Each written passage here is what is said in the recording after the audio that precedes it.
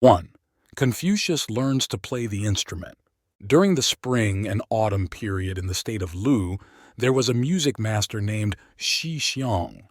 Many admired him, including Confucius.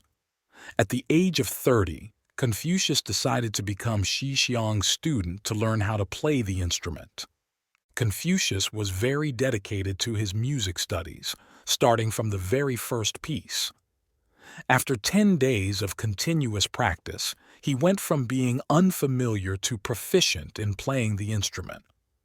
After hearing Confucius play, Shi Xiang said, "You have mastered this piece very well. You can move on to the next one now." Confucius respectfully replied, "Dear teacher, although I am familiar with this piece, I still haven't grasped its techniques fully." So he continued practicing it as before. After some time, Shi Xiang felt that Confucius had become very skilled and told him, "You've got the skills for this piece down. It's time to learn a new one." Confucius thought for a moment and then said, "Even though I've mastered the skills, I still haven't captured the piece's emotions and thoughts." One day, Shi Xiang visited Confucius's home and was immediately captivated by the music he played. Shi Xiang sighed, "You've understood the emotions and thoughts in the music. Let's start with a new piece." But Confucius said, "I still haven't grasped what kind of person the composer was." As time went on, one day, Confucius excitedly reported to Shi Xiang, "Dear teacher, I've finally pictured the composer. He must have been a solemn man with a strong build and deep, bright eyes, always thinking, 'Win people over with virtue and influence all directions.' Such a person could only be King Wen of Zhou." Shi Xiang was amazed and said to him, "Indeed, that piece was composed by King Wen of Zhou. Your diligence and effort are truly remarkable." Confucius is renowned for his brilliance and deep knowledge. In everything he did, he acted with care, thoroughly investigating and slowly understanding bit by bit. That's how he was able to deeply understand and master a vast range of knowledge. The standards you set for yourself largely determine whether you can reach the pinnacle of success. Whether in the past or present, many find it challenging to meet the demands of their teachers or leaders in education or work. Confucius's greatness cannot be separated from his habit of setting higher standards for himself than anyone else could demand of him. This is the difference between truly successful people and the ordinary. The higher the standards you set for yourself, the greater your chances of success. For instance, in work, if you set a goal to achieve a turnover of $200,000 and you reach it, that's certainly a success. But when compared to those aiming for $1 million, your $200,000 goal seems far off.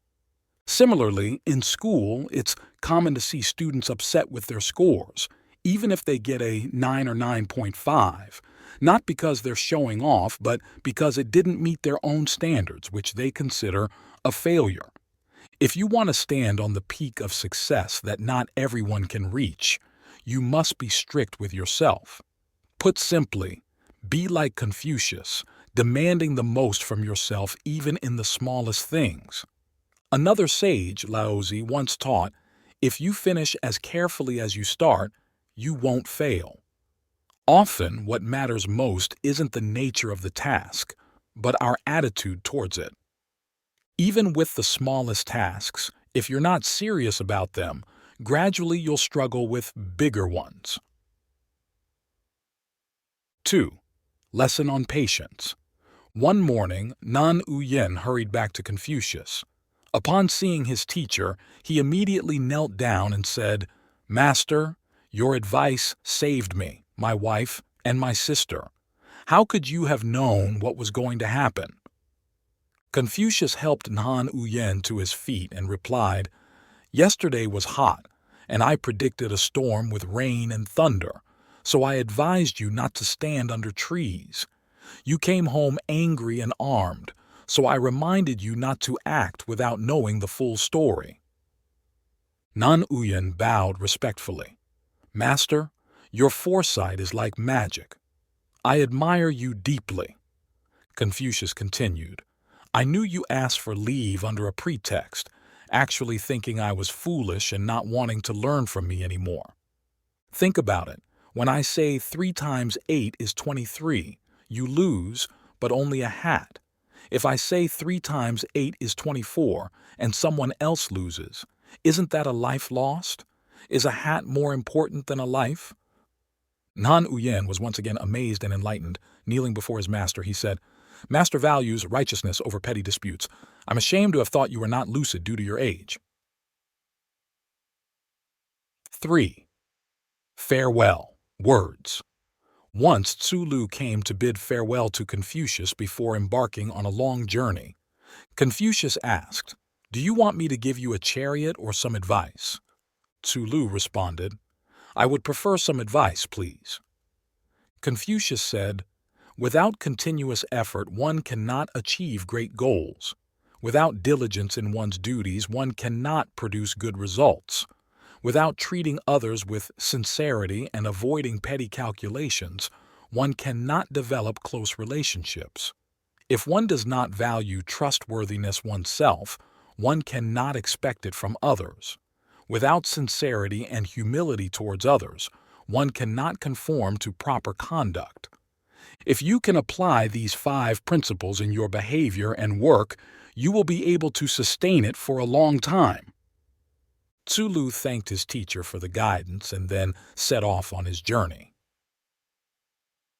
4. Treating others.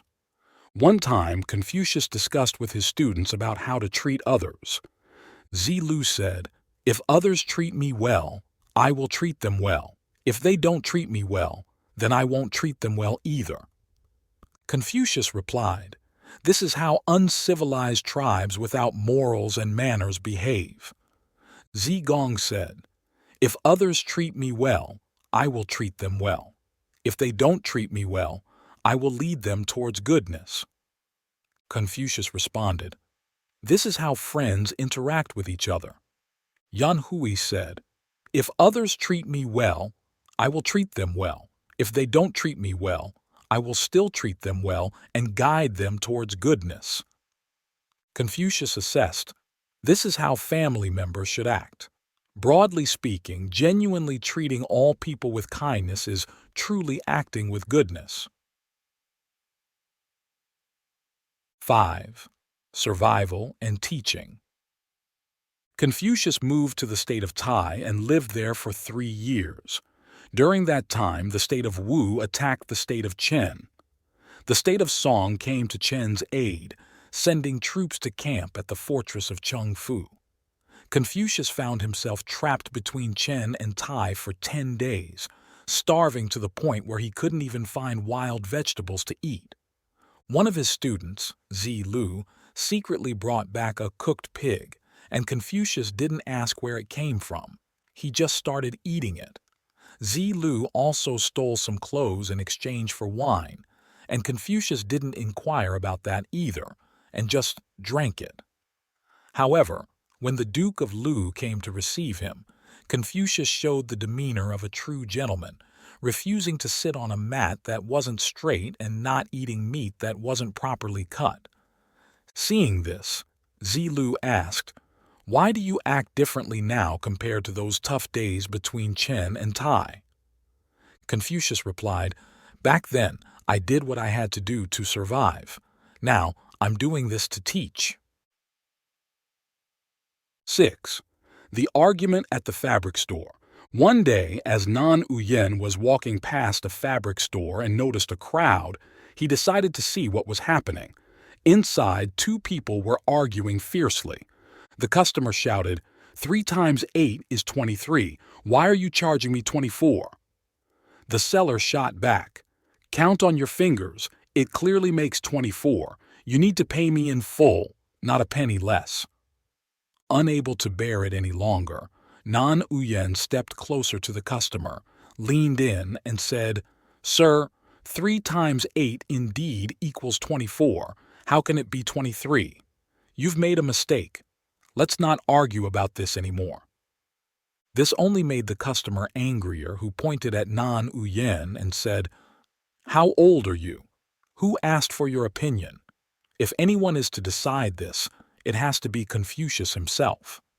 Hearing this, the seller immediately replied, "All right, let's go to Confucius for a judgment." Nan Uyen also said, "Fine, if Confucius says you're wrong, then what?" The customer answered, "If I'm wrong, you can take my head. What about you?" Nan Uyen responded, "If I'm wrong, I will resign from my official position." Confucius, after hearing the story, smiled at his disciple and said, 3/8 are 23. Nan Uyen, you've lost. Hand over your hat to him." Nan Uyen, who never disobeyed his teacher, admitted his mistake upon hearing Confucius declare him wrong, took off his hat and handed it to the customer. The man took the hat, pleased, and left. Although Nan Uyen outwardly accepted his teacher's verdict, he was inwardly dissatisfied, believing his teacher had become senile and thus no longer wished to study under Confucius. The next day, using family matters as an excuse, Nan Uyen sought permission to go home. Confucius, understanding his student's feelings, did not hold him back but nodded in agreement. Before leaving, Nan Uyen bid his teacher farewell. 7. Crossing the Turbulent River, a lesson in faith and dedication. On his way back from the state of Wei to the state of Lu, Confucius stopped his carriage by a big river. The river was deep, about 72 feet deep, with the ancient measurement unit zhang, where 1 zhang equals roughly 8 feet, and had whirlpools stretching about 28 miles wide, using the ancient distance unit li, where 1 li equals roughly 0.3 miles. It was so treacherous that not even fish or shrimp could survive in it. At this moment, a man wanted to cross the river. Confucius quickly tried to stop him, saying, "The water is deep and dangerous, so much so that even fish and shrimp dare not swim across. It's too risky for you to cross." The man paid no heed and crossed the river as if it was no big deal. Curious, Confucius asked, "How were you able to cross the river? Do you have a special method?" The man replied, "Nothing special. I just believed that I could do it and gave it my all. That's all there is to it." Hearing this, Confucius turned to his disciples and said, "Did you hear that? The essence of believing in oneself is what we call faith. The essence of giving your all is what we call loyalty. If you can act with loyalty and faith, you can navigate even the most terrifying waters with ease, let alone handle other matters in life." 8. Confucius borrows an umbrella.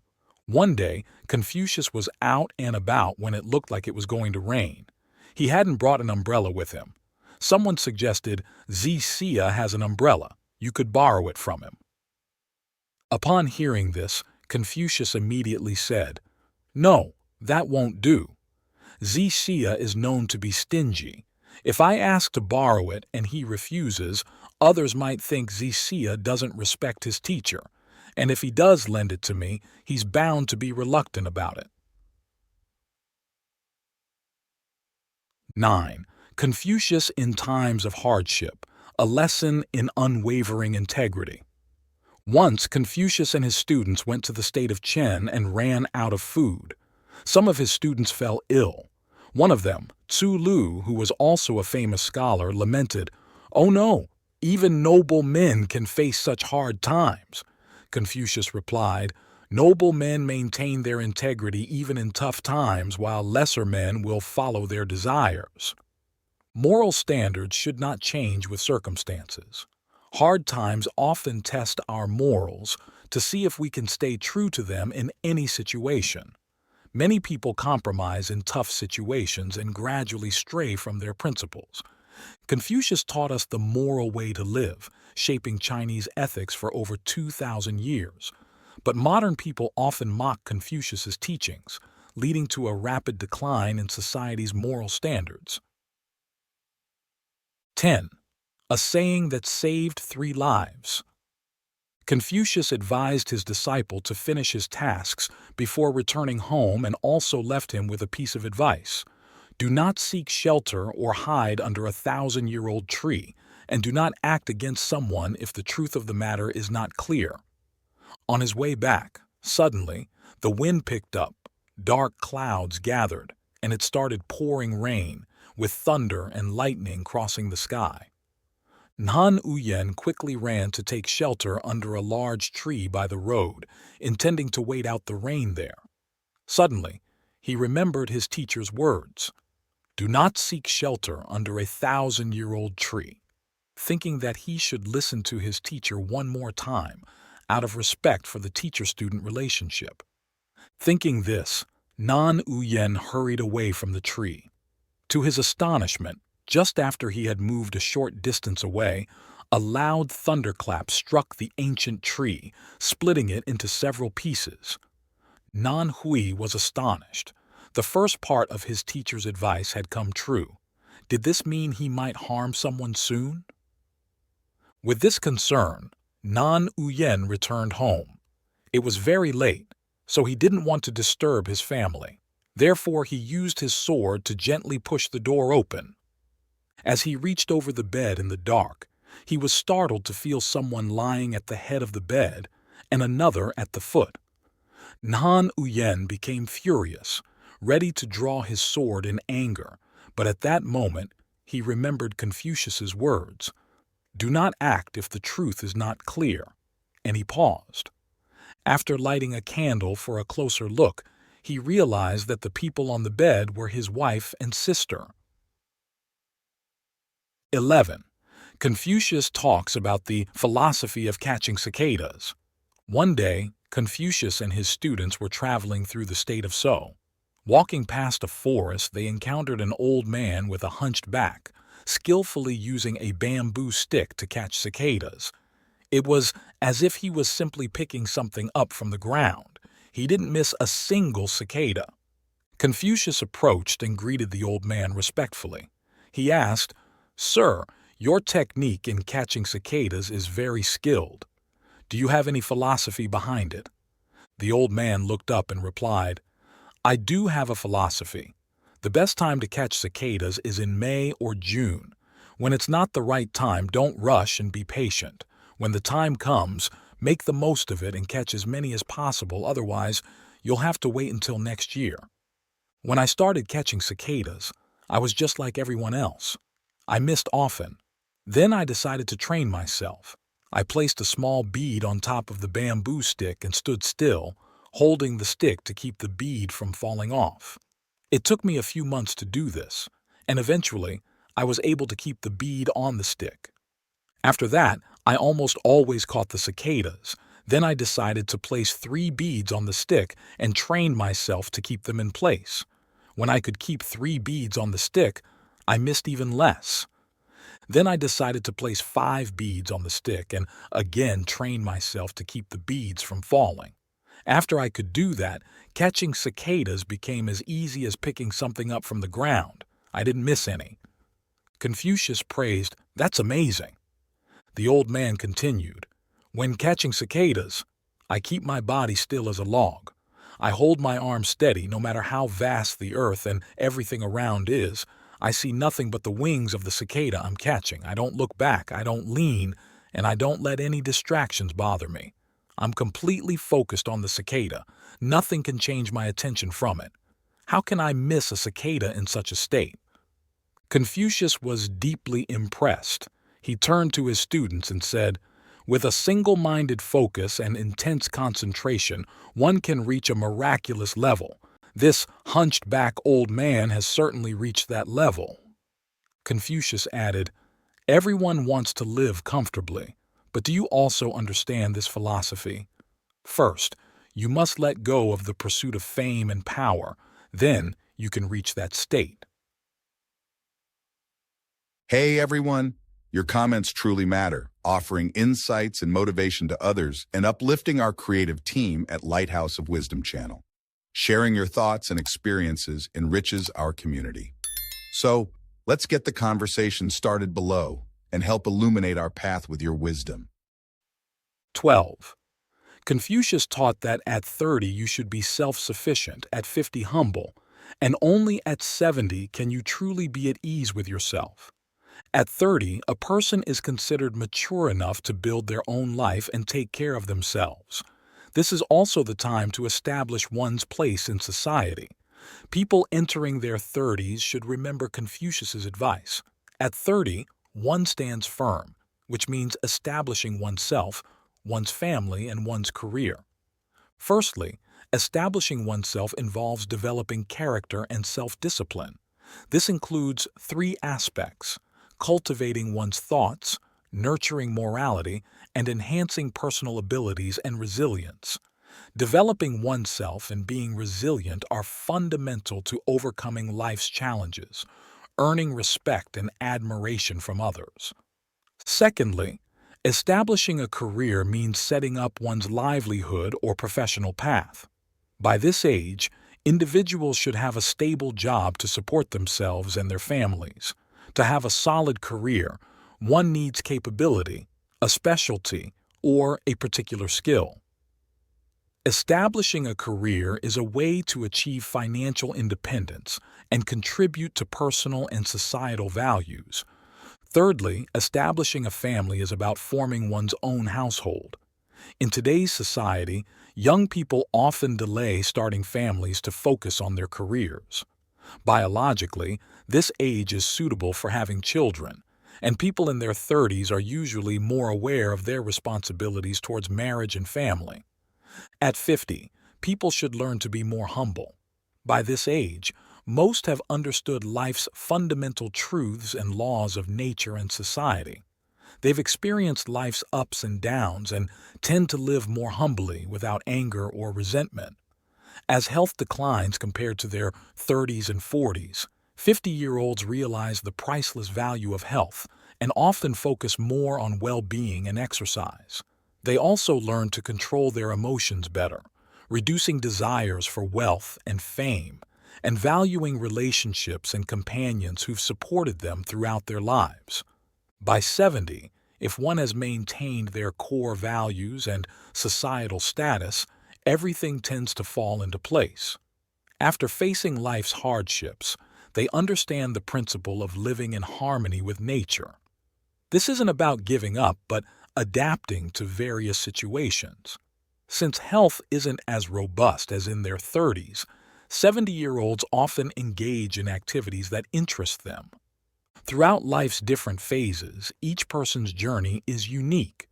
However, reflecting on Confucius's teachings can help achieve significant milestones. Living a vibrant life through each phase ensures that, looking back at 70, one is filled with cherished memories. 13.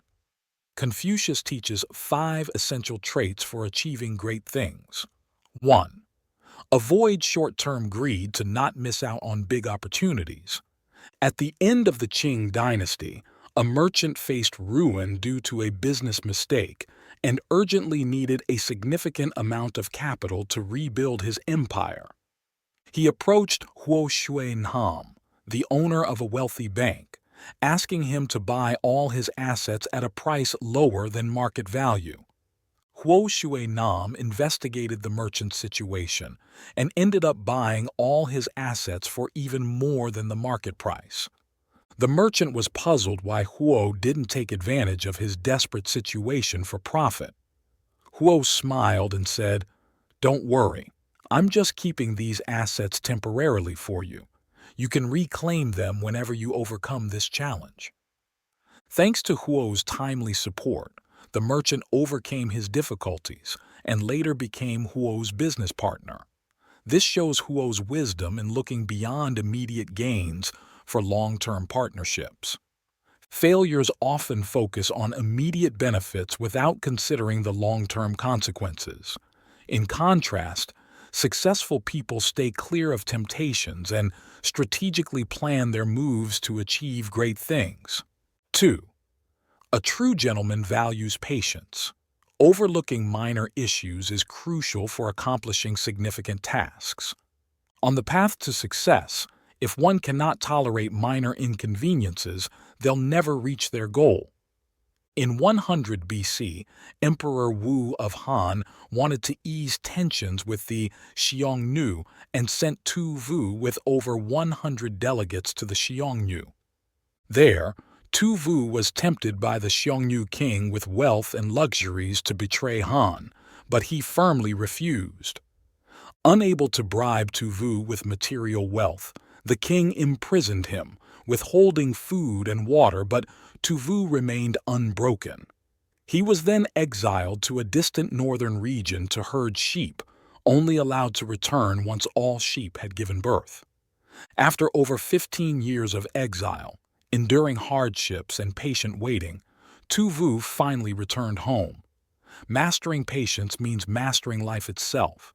A moment of giving up could plunge one into the abyss. 3. Keeping your word. Confucius said, "You absolutely cannot be someone who breaks their promises." There's a story about a merchant who was transporting goods across a river when his boat capsized. Fortunately, he managed to cling to a tree root at the river's edge and shouted for help. A fisherman, hearing the cries, rushed over. Seeing the fisherman, the merchant exclaimed, "I am the wealthiest merchant in Ham Duong City. If you save me, I'll give you 100 taels of gold." However, after being saved, the merchant went back on his word, offering the fisherman only 10 taels of gold instead of the promised 100. The fisherman accused the merchant of breaking his promise and demanded the rest. The merchant scoffed, "You're just a fisherman. You've never seen so much money in your life, and you're still not satisfied with 10 taels?" The fisherman had no choice but to leave. Shortly after, the merchant's boat capsized again at the same spot. This time, despite his cries for help, no one came to his rescue. Ultimately, the merchant drowned. The ancients taught us, one act of dishonesty can lead to 1,000 doubts. Once you lose someone's trust, they won't be there to help you when you're in trouble. 4. Think carefully. Before deciding. A person capable of achieving great things must have strong discipline and self-control. Don't be reckless. Always think carefully before acting. A successful business owner, when asked about the secret to his success, said, "If I'm drunk at the table, my mind clouded, I make sure not to sign anything or make promises too easily." Life is full of temptations and traps, just waiting for us to let our guard down and make a mistake. Controlling oneself is one of the 5 key differences between the strong and the weak. 5. Ambition is important for everyone. In 1483, Wang Yangming was studying at a private school in Beijing. One day, he seriously asked his teacher, "What is the most important thing?" This was equivalent to asking what the ultimate value of life is. The teacher was surprised, as no student had ever asked him such a question before. Still, he quickly answered, "Of course, it's to study hard and become an official." Wang Yangming looked at his teacher seriously and said, "I don't think so." After a pause, he continued, "I think the first thing is to learn and become a virtuous person." Wang Yangming showed early signs of being a philosopher even as a child. He eventually became a great philosopher, proving that his thoughts during his school days were not wrong. Why is ambition important? Because ambition represents a person's will and direction in life. Only with ambition can people stay focused, avoid detours, and significantly increase their ability to achieve their goals, even with limited time and complex realities. 15. Confucius on understanding people. 1. Observing how one views benefit. Confucius said, "A gentleman focuses on virtue, while a petty person focuses on gain." Everyone leans towards personal gain to some extent, yet there are those who value integrity over profit. In modern society, pursuing personal benefit is a freedom, but if one disregards ethics and relationships for profit, Such individuals should be kept at a distance. Benefit has always been a sharp tool to test a person's character. Those who adhere to principles and ethics in the face of gain, valuing relationships and the bigger picture, are worth connecting with. To truly see someone first, watch how they handle benefit. 2. ****. Observing how one gets along with others. ****. Confucius remarked, "A gentleman is impartial, while a petty person forms cliques." Forming cliques is often about attacking others rather than doing good. Thus, in any setting, those who get along well with everyone are likely to be fair, unbiased, and transparent. To understand someone deeply, check how they get along with others. 3. ****. Observing if one keeps their word. ****. Confucius asked, "What can a person do without trustworthiness? Can a carriage move without wheels?" To judge someone's reliability, simply see if they keep their promises and remain trustworthy in dealings. A person of character does not easily break promises or discard their integrity, while someone without principles might not care much about commitments or keeping their word. Trust is a fundamental virtue. Those who cannot keep their word are best avoided. 4.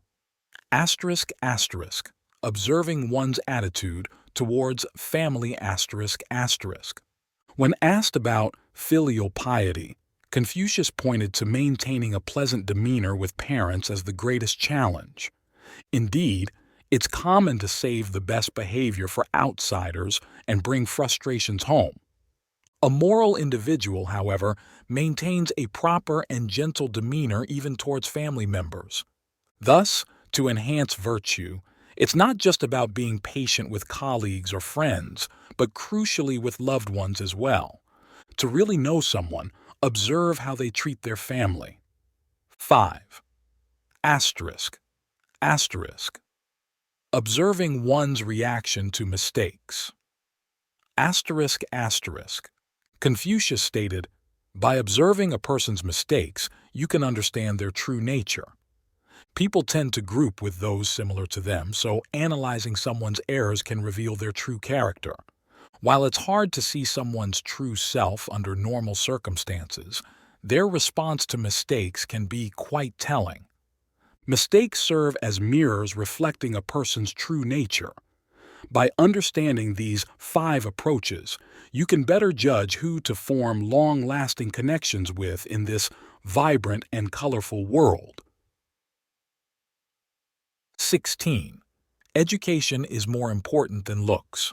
Once, Confucius was talking to his son, Bo Yu, and he said, "The one thing that can keep a person deeply engaged all day without getting bored might just be learning. There are people who may not stand out in their appearance, aren't particularly strong, don't come from a well-off family, or inherit any wealth to lean on. Yet they can become renowned across the world and remembered for generations, all because they are educated." 17. Confucius and Cao Cao. First, learning from Cao Cao. 1. You can bow and bend your knees without losing your ambition for a moment. He called himself a king, but never an emperor, not caring for fleeting fame. He knew when to flex and when to retreat, adapting brilliantly to any situation. He mastered the art of negotiation and compromise without losing sight of his goals. Understanding when to bow is a form of wisdom. 2. Bold and daring, yet careful and meticulous, only those who dare to act achieve great things. He didn't follow the existing paths, but carved his own breakthroughs. Showing oneself is a way to display competitive ability. He acted on his thoughts and lived with passion and strong ideals. 3. Only by strengthening oneself internally can one unleash powerful abilities externally. Always confident and imposing in any situation, he carved his own path with discipline, setting an example for others. Even in danger, he remained calm and composed. 4. Mastering the art of leveraging others for one's own goals, relying on team support to boost the spirit of cooperation, valuing talent over background and managing people skillfully, building wide networks and using every connection, treating people well to earn their loyalty. 5. Seeing the big picture without neglecting the details, decisive on big matters, meticulous with the small, planning for succession and understanding the give-and-take principle, willing to use any means necessary to achieve his goals. 6. Leadership is a tough subject, never weak in the face of adversity, rewards and punishments clearly defined, a flexible and varied management style, always cautious, trusting but verifying. 7. Carefully plan and never surrender to failure. To deal with wolves, you must become one. Finish what you start without leaving troubles for the future. Daring to refuse and say no. Facing difficulties calmly and never giving up. 2. Learning from Confucius. 1. The sage's principles. Integrity. Your word must be your bond. Filial piety, the most important of all virtues. Repentance. Correcting one's mistakes. Ambition. One must have goals in life or they are lost. Friendship. Maintain balanced relationships. Forgiveness. A state of the soul. 2. The sage's approach to life. Listen to words but also observe actions. Flexible in behavior, not authoritarian or arrogant. Allow differences in aspirations. Treat the rich and poor equally without bias. Maintain neutrality, keeping thoughts and actions balanced. 3. The sage's words and deeds. Rumors stop with the wise. Actions must follow words, not just empty talk. Haste leads to failure. Don't lose greater values for small gains. Stay loyal in all situations. Examine oneself before judging others. 4. A happy life and cheerful being. Be as gentle as water, as firm as a mountain. Find the sweet in the bitter. Change yourself rather than the situation. Happiness is a personal choice. Not planning for the future leads to immediate concerns. 5. Self-improvement is the foundation of being. Avoid meddling in troubles to maintain a good impression. You are influenced by your surroundings. Hard times teach the value of peace. Become an expert in your own field. 6. Virtue and skill win people over. Learn gratitude. Big wins come from virtue, small from wit. It's noble to help. Ignoring others in need is cruel. Continuous learning leads to opportunities. Learn as long as you live. Speak less, do more, and live humbly. Persistence in actions leads to rewards. 18. Zilu's Devotion, a tale of filial piety. Zilu once told Confucius, "Someone who carries heavy loads on a long journey won't be picky about where they rest. A person who has elderly parents and is facing tough times won't be choosy about the jobs they take, regardless of the pay or prestige. Back when my parents were alive and we were really struggling, we would pick wild vegetables to get by, and I often walked long distances over 100 miles to bring rice back to support my parents. After they passed away, I moved to the south, to the state of Chu, and now I've got a good position and salary. When I go out, I have nearly 100 carriages with me.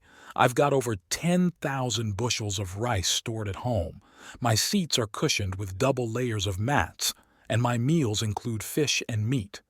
But sometimes, I wish I could go back to the days of eating wild vegetables and carrying rice for my parents, but that time is gone." Confucius replied, "Being able to fully support your parents when they're alive and constantly remembering them after they've passed away, Zilu, you truly are a devoted son." 19. afraid of missing the chance to see the gentleman again. Confucius was traveling to the state of Dan when he met Trin Tsu on the road. They intentionally stopped to talk, finding their conversation very agreeable. Turning to Tsu Lu, Confucius said, "Please bring a piece of silk here to give to Mr. Trin," referring to Trin Tsu.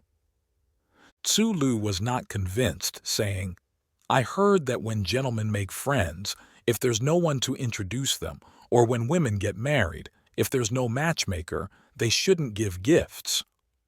After waiting a bit and seeing no action from Tsu Lu, Confucius reiterated his request. Tsu Lu refused again, using his earlier argument. Confucius said, "Tsu Lu, haven't you read the Book of Songs? Unintentionally on the road to meet a gentle and beautiful lady is enough to fulfill half of one's life.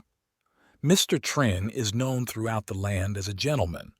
If we don't give him a gift now, I fear we may never have another chance to meet him in this lifetime.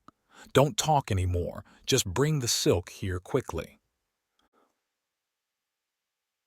20. Confucius and the Waterfall. Once, Confucius and his students took a long walk through the countryside to see a magnificent waterfall. This waterfall was famous for its grandeur and height. From a distance, it looked majestic, with water cascading down from above, creating a thunderous sound that filled the air. As they got closer, they saw a man in the fierce water, overwhelmed by the torrents pouring down from above. Confucius quickly said to his companions, "Hurry to the waterfall. That man must have fallen into the water. Even fish couldn't survive in such turbulent waters. We need to save him." They ran as fast as they could, but by the time they got down the hill, they lost sight of the man. So they kept going, hoping to find him. After a while, they crossed a forest to reach a river, a short distance downstream from the waterfall. They were sure they would only find the man's body. Instead, they saw him swimming out of the waterfall casually, with his long hair flowing and singing loudly as if he had just experienced something wonderful. Everyone was stunned. Confucius was incredibly curious and didn't understand how the man had managed to survive and even calmly escape the waterfall. He approached and asked the stranger, "When we saw you at the waterfall above, we thought you had fallen in and needed help. I don't understand how you managed to survive the fierce water. Do you have any special skills?" "No, I don't have any special skills," the man replied. "I simply follow the nature of the water, so I really don't think about it much. If I had to describe it, I'd say when the swirling currents come down, I turn with them. If a strong flow pushes me down, I go with it. In doing so, I know that once my body reaches the bottom, the current will reverse and lift me up. As everything happens, I just go with the flow." "So, your approach is to go with the flow rather than trying to control it?" Confucius asked. "Exactly. Although the water is extremely powerful, it's also a friend I've known for years, so I can feel what it wants to do, and I use its flow without trying to control it or impose my will on it." Commentary. If we see the waterfall as the ups and downs of life and the man as ourselves, what's the lesson here? Clearly, life is never smooth. It's full of storms and challenges waiting for us to face. Sometimes, in front of these challenges, what we need to do is to calmly accept them. Acceptance here doesn't mean giving up completely, but moving along with its natural flow. Like the water, after the waterfall comes a calm, smooth flow. After facing challenges, we will reach peace. When we hit the bottom, it's also the time for us to rise. No matter how difficult it gets, never give up. You just need to be more resilient, patient, and flexible, and the storm will pass. Many people in life get upset over things they can't control, but don't forget that everything has its own way of working. So, if something doesn't go the way we want, it's normal, because we sometimes don't act the way others expect us to. A person's life is truly peaceful only when their mind is at peace. With a stable mind, no matter how difficult it is outside, with storms and rain, life will still be peaceful. 21. Confucius was given a dead fish. Confucius and his students were traveling through various countries. On one occasion, while in the state of So, before they could even get accustomed to the local customs, a fisherman came to their doorstep offering a large fish as a gift to Confucius. It was a small gift, but it came from the heart. They were still settling in, yet they received such a grand gesture of hospitality which delighted the students. They quickly brought the fisherman before Confucius. Understanding the fisherman's intention, Confucius also made it clear that he could not accept the gift because he lived by a principle. Without contributing work, one should not accept rewards. How could he accept something for nothing? This was how he always conducted himself and how he taught his students as well. The fisherman, not skilled in eloquence, turned bright red upon hearing Confucius's refusal, hastily explaining, "The weather's hot, and after trying to sell it at several distant markets without success, it's either throw it away or give it to someone who would appreciate it. I thought giving it to you would be better." Upon hearing this, the students were infuriated. One of them, unable to hold back, angrily intervened. "So, you're giving it to our teacher because you couldn't sell it, and throwing it away would be a waste. If we accept your fish, wouldn't we be like a smelly ditch, a place for you to dump your unwanted fish? Take your fish and leave." The fisherman's face turned even redder, wanting to clarify and avoid any misunderstanding. Just then, Confucius stood up, bowed twice to the fisherman, graciously accepted the fish and said, "Thank you for your gift. I cannot refuse your kind gesture." After the fisherman left, Confucius instructed the fish to be cleaned and prepared for a ceremonial offering. The students, puzzled by their teacher's actions, asked, "The fisherman wanted to discard it, and you're offering it in a ceremony. Why?" Confucius calmly replied, "I've heard that those who give generously without wasting are saints. Now that I've received a gift from a saint, how could I not offer it?" Commentary. Anyone in this world can be a saint, as long as they have a kind heart and love for others. What a person says or even thinks is not as important as their actions, because noble actions are always better than noble intentions. In this life, how many people truly give selflessly? There are many who have excess, yet when it comes to discarding it, they don't consider giving it to those in need. Perhaps they haven't fully understood or felt the value of kindness. When we open our hearts to give, we find that the act itself brings a wonderful feeling, like when we give someone a bouquet of flowers. The flowers have been given away, but our hands still carry their scent. Kindness and goodwill spread a fragrance in life just like that.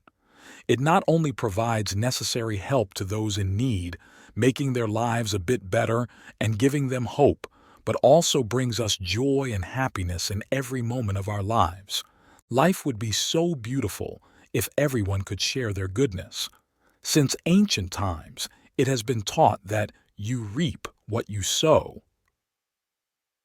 When we sow kindness, we will harvest its sweet fruits.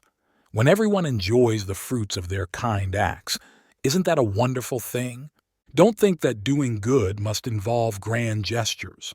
Even a simple act, like giving away an unsold fish, is seen by Confucius as the act of a saint, or a smile, a bit of patience, a positive attitude. These seemingly mundane gestures, when offered to others, are also acts of goodness. Don't hesitate to give. We will receive in return, maybe immediately or when we least expect it. 22. Where is the Buddha? Once upon a time, there was a young man who, after reading scriptures about Buddha, became fascinated and decided to set out to meet the enlightened one. Packing his belongings, he embarked on his journey. Despite traversing countless mountains, rivers, cities, and facing numerous perils, he never encountered the Buddha as described in the scriptures. The Buddha has a golden hue, stands 6 feet tall, and possesses 32 marks of excellence and 80 noble features, surrounded by a radiant aura. One day, on a mountainside, the young man stumbled upon an elderly man with white hair and a beard, whose presence was extraordinary. Overjoyed, the young man eagerly asked, "Excuse me, sir, do you know where I might find the Buddha?" The old man smiled and replied, "Oh, the Buddha is everywhere. Didn't you encounter him on your journey?" The young man responded, "I've met many people along the way, but none resembled the Buddha as the scriptures describe, with noble marks and features." Laughing heartily, the old man said, "You silly boy, don't you know the Buddha's body, with all its 32 marks and 80 features, was cremated and divided among towers for worship in India?" "Then, has the Buddha passed away?" the young man asked. "The Buddha is now present everywhere, taking on both noble and ordinary forms just like us. Do you still wish to meet him?" "Regardless of the form, if it's truly the Buddha, I deeply yearn to pay my respects," the young man replied. "Well then, let me give you a hint. On your way back, if you encounter someone wearing their left shoe on the right foot and the right shoe on the left, that person is an embodiment of the Buddha. Show your respect and offer sustenance as the scriptures teach." The young man hurried back but didn't meet the Buddha as described by the old man.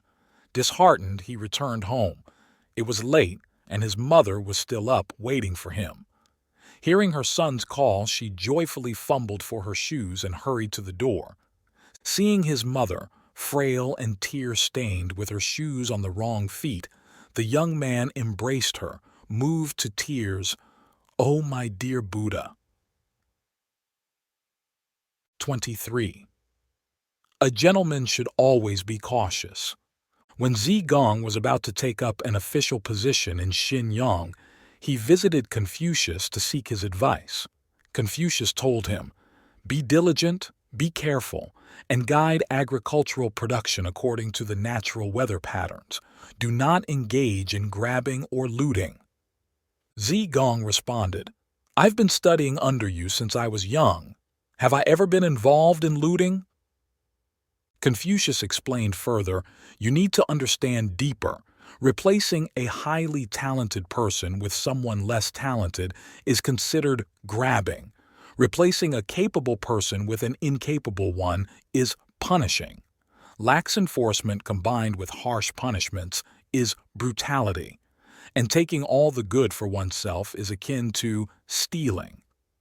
Stealing is not just about taking physical possessions. I have heard that to be a good official, one must follow the laws to benefit the people. A corrupt official twists the laws, harming the people, and this is the root of public grievances. To improve official conduct, nothing beats fairness. When dealing with wealth and resources, nothing beats integrity. Integrity and fairness are constant values. Hiding the merits of others is the same as undermining talent. Failing to offer advice privately but slandering each other publicly disrupts harmony. Therefore, a morally cultivated person is careful in all matters. Being strict with oneself and lenient with others allows one to use virtue and wisdom to bring blessings to all people. 24. Confucius and LAOZI. Confucius once described the reclusive sage LAOZI as a deep dragon, unfathomable. Their debate remains deeply significant and thought-provoking to this day. That's why Confucius had to bow and refer to this recluse as a dragon, someone beyond complete understanding. LAOZI, believed by many to be from the state of Chu, now Henan Province, China, was named Li Er, with a courtesy name of Dan. He was renowned as a great sage, considered one of the most extraordinary figures in history whose teachings significantly influenced Chinese culture. Due to his profound knowledge and witnessing the injustices during the decline of the Zhou dynasty, LAOZI chose to retire in seclusion. Upon leaving through the western gate of Hangu Pass, he encountered Yin Shi, the gatekeeper, who requested LAOZI to leave behind some words of wisdom. Moved by this plea, LAOZI penned 2 sections discussing the Tao, the way, and virtue, resulting in a text of 81 chapters and nearly 5,000 characters known as the Tao Te Ching, or the Classic of the Way and Virtue. This work has left a lasting legacy, establishing LAOZI as the founder of Taoism. LAOZI's impact on Chinese culture is profound, yet details about his life and origins are challenging to verify with certainty. Legends suggest he was born in the late spring and autumn period in the state of Chu, with various places like Luyi in Henan, Ouyang in Anhui, and others claimed as his birthplace. Some legends even say he was born with white hair after being in his mother's womb for 70 years, explaining his name, which translates to Old Master. Details about LAOZI's birth and death are not clearly recorded. The records of the Grand Historian mentions him living beyond 160 or even over 200 years, attributed to his Taoist practices. Sima Qian's text contains 2 theories about LAOZI, one placing him as a contemporary of Confucius, and another suggesting he lived 129 years after Confucius's death. Academics today, based on the records of the Grand Historian, speculate that LAOZI was about 20 years older than Confucius, estimating his birth around 711 BCE. Confucius, during his time in the state of Lu, expressed a desire to learn from LAOZI, acknowledging his deep understanding of rituals and the essence of morality. In their meeting, LAOZI questioned Confucius on his reading material and his understanding of virtue, challenging Confucius's focus on humaneness and righteousness as causes of distress and chaos rather than paths to achieving the Tao. LAOZI encouraged a naturalistic approach to life, emphasizing that virtue and wisdom come from living in harmony with the natural world, rather than enforcing human-made constructs of morality. LAOZI also warned Confucius about the dangers of being overly critical or righteous, as these traits could lead to misfortune or even death.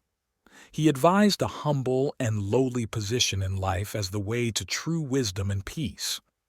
After this profound interaction, Confucius spent days in reflection, realizing the depth of LAOZI's wisdom.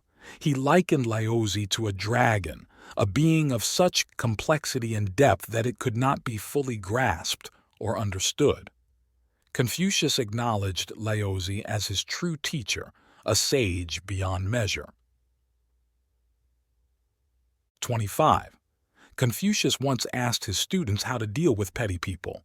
The historical records of Sima Qian recount an episode where Confucius was besieged by officials from the states of Qin and Kai, preventing his passage to the state of Song. Despite running out of food and his followers falling ill, Confucius continued to teach, recite poetry, play music, and sing without showing any signs of weakness. Zhu Lu, in frustration, approached Confucius, questioning if their path was wrong, leading to their current plight. He speculated whether their lack of benevolence or wisdom caused others not to trust or allow them passage.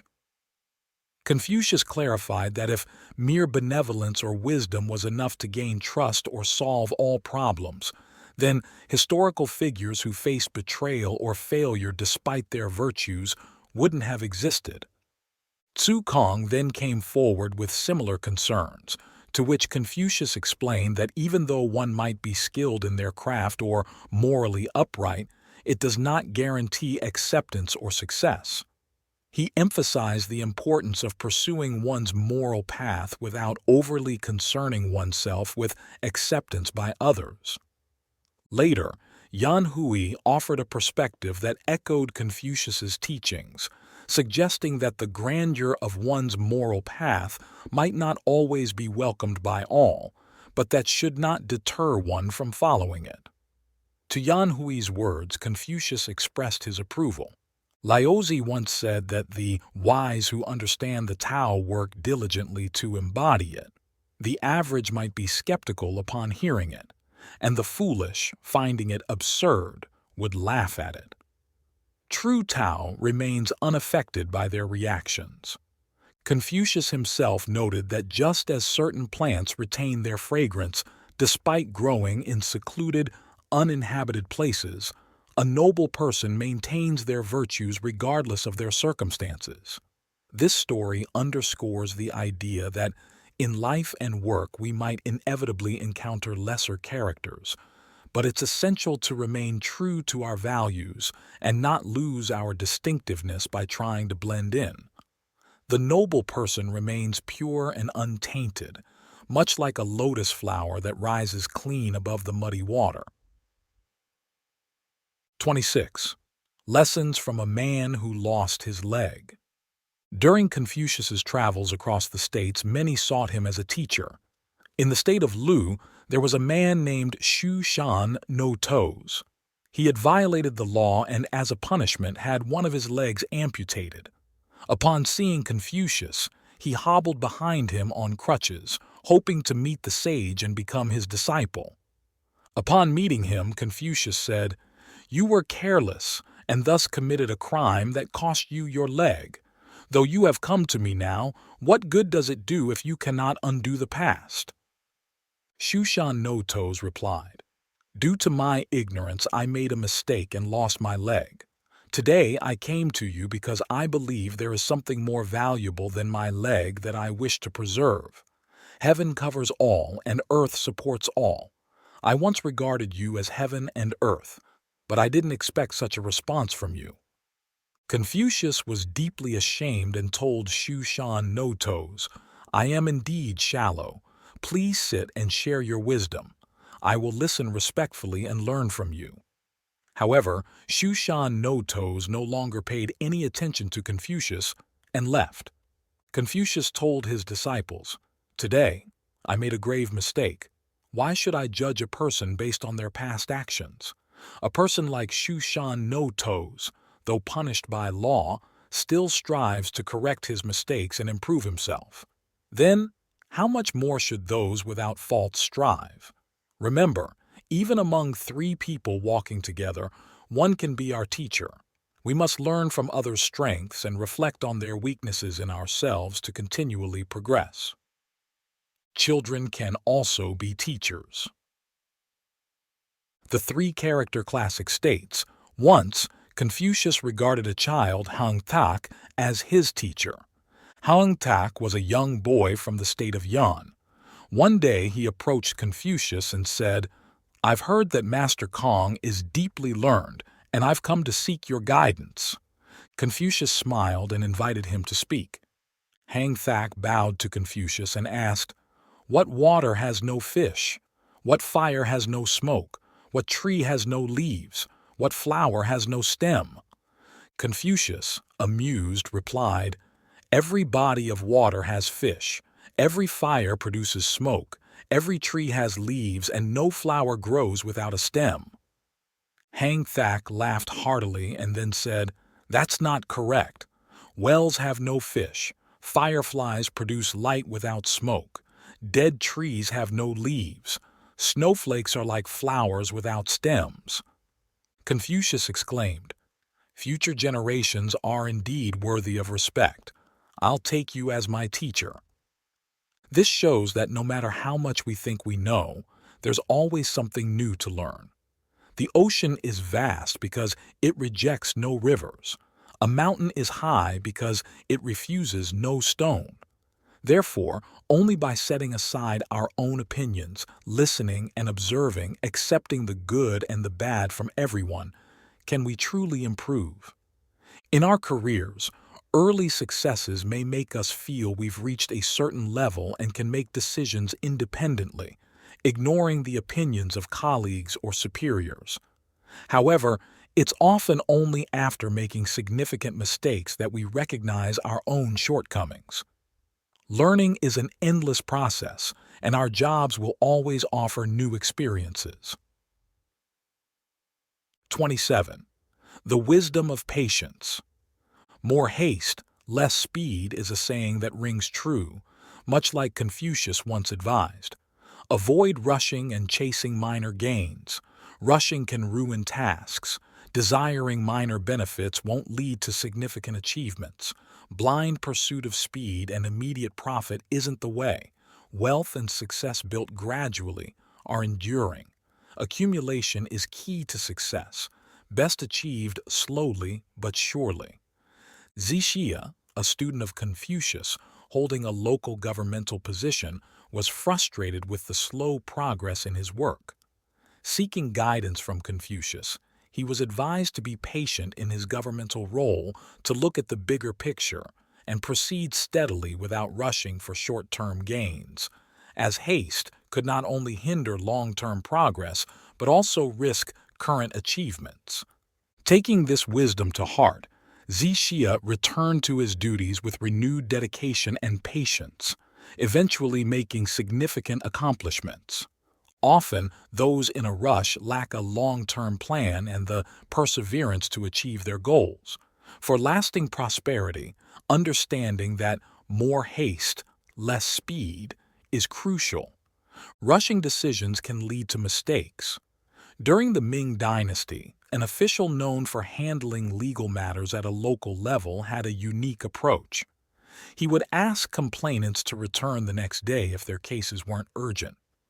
Over time, despite being mocked by locals for seeming lazy and inattentive, the official's method allowed for cooler heads to prevail, often leading to withdrawn complaints, and provided him with the time to thoroughly consider each case, avoiding wrongful judgments. Care and deliberation can prevent regrettable errors. More haste, less speed. For wise decisions, calm and careful consideration is essential.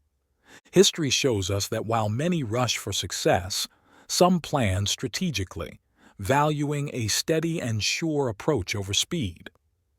Zhuge Liang, staying reclusive in Longzhong, wasn't due to a lack of ambition but a grand vision requiring the right time and the right ally to achieve great deeds. When Liu Bei sought his assistance, Zhuge Liang's repeated refusals were tests of Liu Bei's patience and respect for talent. Slowness is a form of wisdom. Stillness can overcome haste. In our bustling modern life, filled with daily challenges, finding peace within and making calm, well-thought-out decisions can lead to efficient and fruitful outcomes. 28. A saying that saved 3 lives. Nan Hoi was a beloved student of Confucius.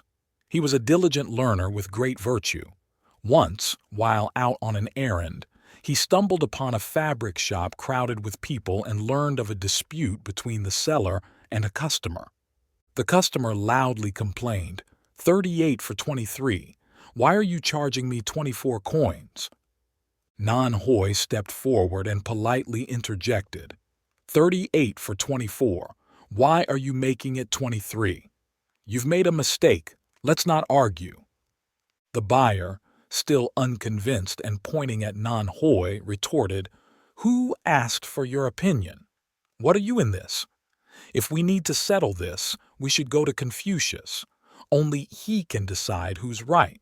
Let's go to him and see who's correct." Nan Hoi replied, "And if Confucius says you're wrong, what then?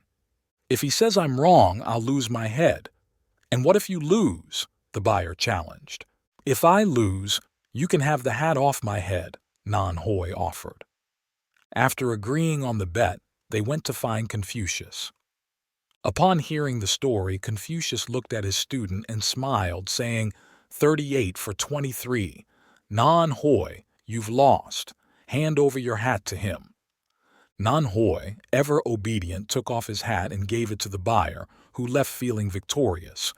Though Nan Hoi outwardly appeared to comply, he felt indignant inside, thinking his teacher had lost his wisdom.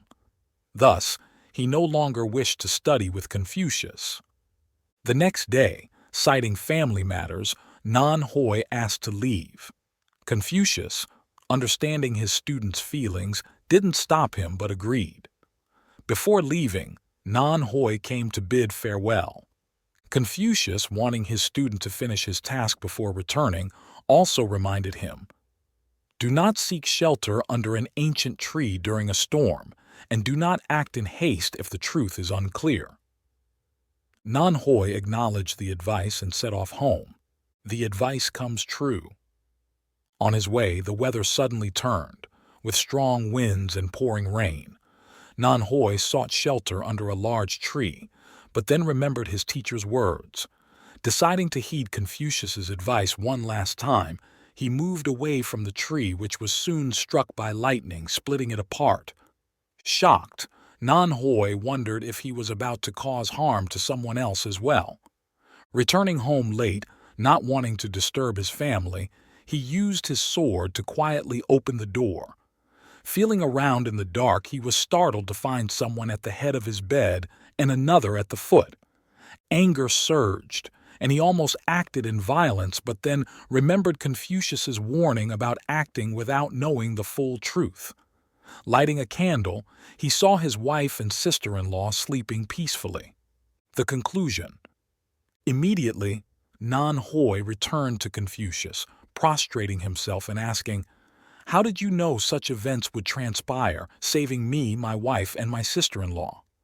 Confucius helped him up, explaining his predictions based on the weather and Nan Hoi's emotional state, carrying a sword. Nan Hoi, deeply moved, admitted his earlier thoughts of leaving due to misunderstanding Confucius's judgment over the hat bet. Confucius clarified, prioritizing the value of life over a hat, demonstrating the greater importance of human life.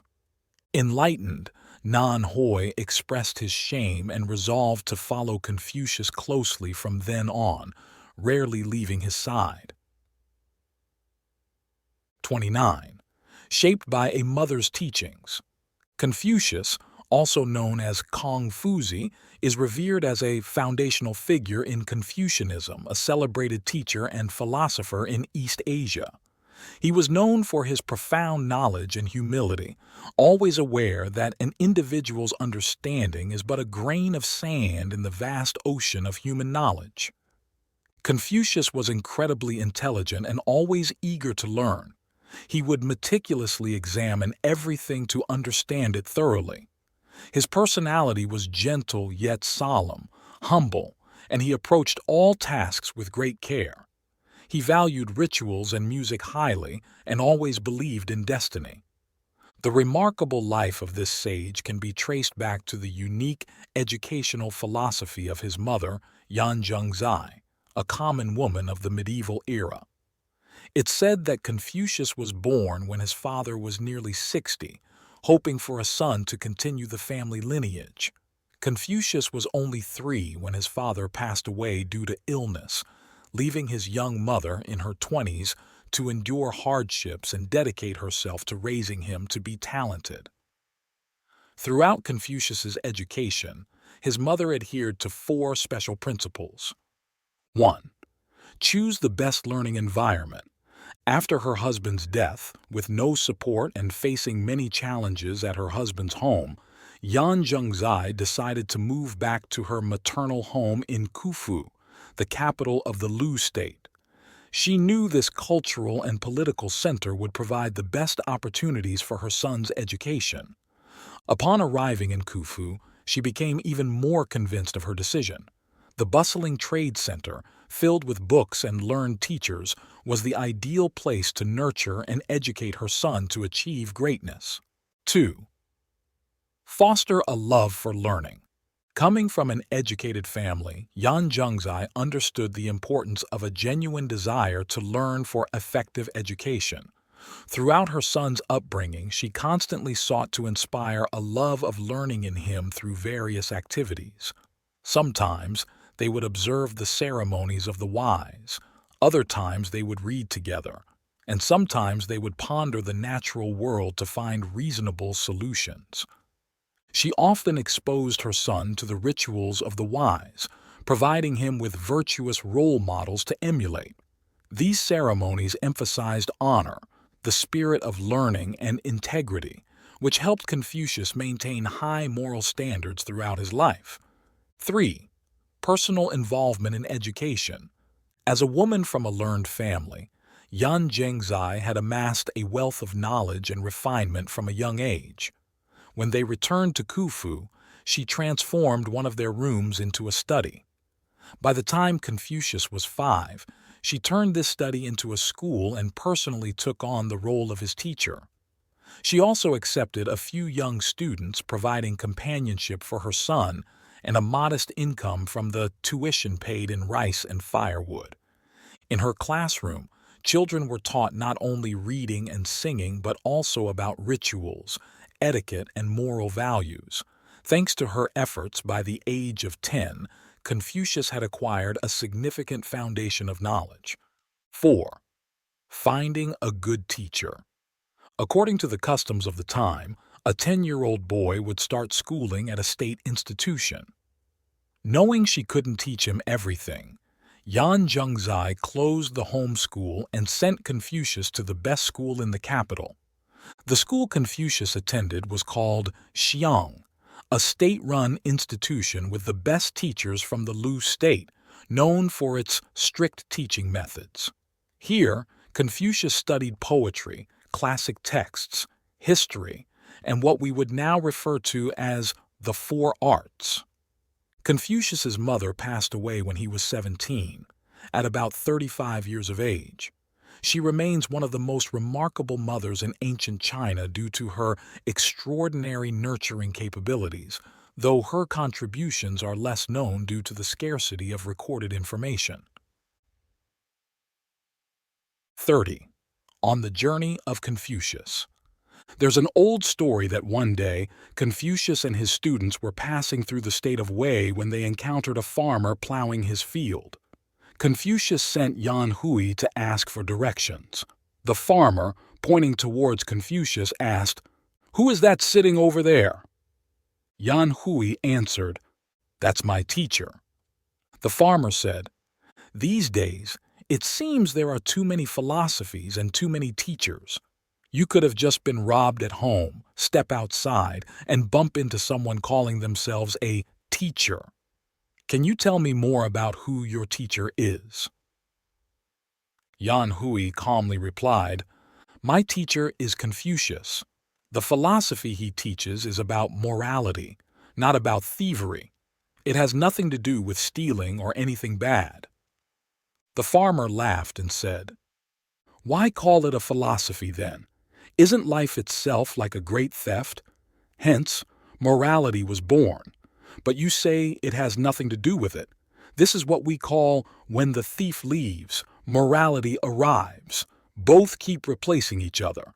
As the farmer drove his ox to finish the last bit of his field work, he looked back at Yan Hui and added, "Since you and your fellow students are asking for the way, I won't be stingy and not tell you.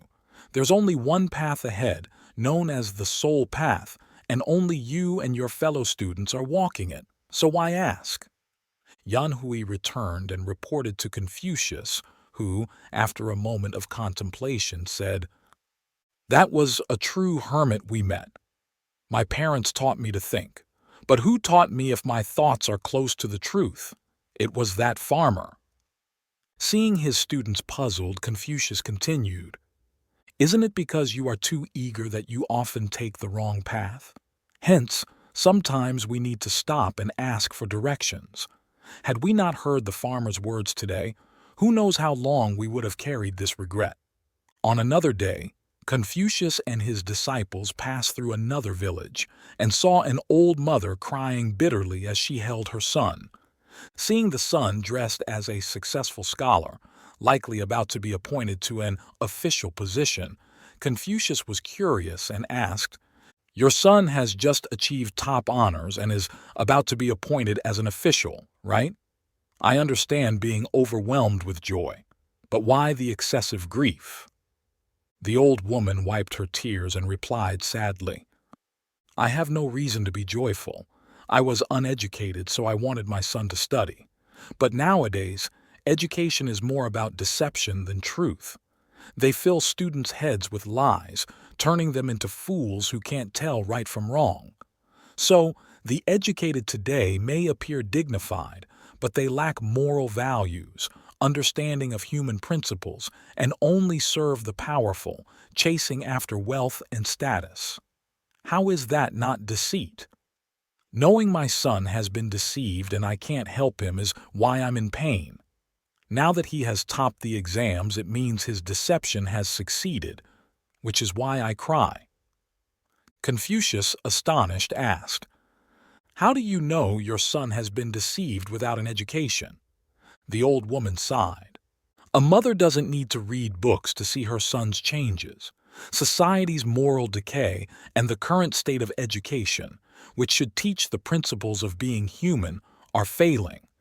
If the teachings are corrupted and history unclear, isn't that deceiving? Teaching such things is like stealing a person's soul. Confucius sighed and offered, "Would you let your son join me in my travels to relearn the principles of being human? He won't be an official, but he'll learn true values."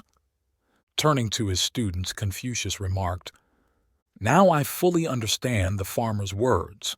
Indeed, life is a great theft, with people's souls being stolen. Fortunately, there are still insightful mothers like her. Otherwise, how could we ever alleviate this sorrow?" The old mother, overjoyed, entrusted her son to Confucius. This son, Zixia from Wei, became one of Confucius's most distinguished disciples, renowned for his literary skills and moral teachings. Zixia dedicated his life to teaching and writing, advising people to live by moral principles, valuing virtue and traditional values. His legacy has been honored through the ages. 31. 9 Life-Changing Philosophies from Confucius. Confucius was a great philosopher in Chinese history whose ideas greatly influenced Eastern thought and life philosophy. He dedicated his life to exploring ethical and human relationship issues, among many other life aspects. His philosophy highlights the importance of personal virtue cultivation, precise social relationships, morals, and the values of benevolence, etiquette, righteousness, wisdom, trustworthiness. Confucius's philosophies are seen as timeless wisdom for self-improvement and personal development. 1.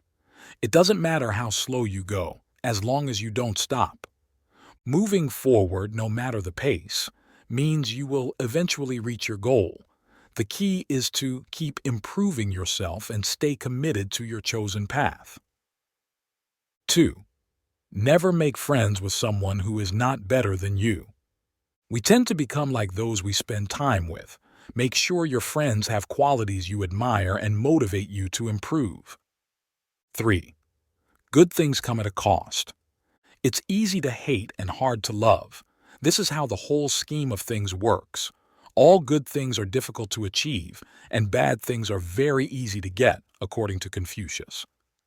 Hating or opposing something is easy, but do you know what truly drives life?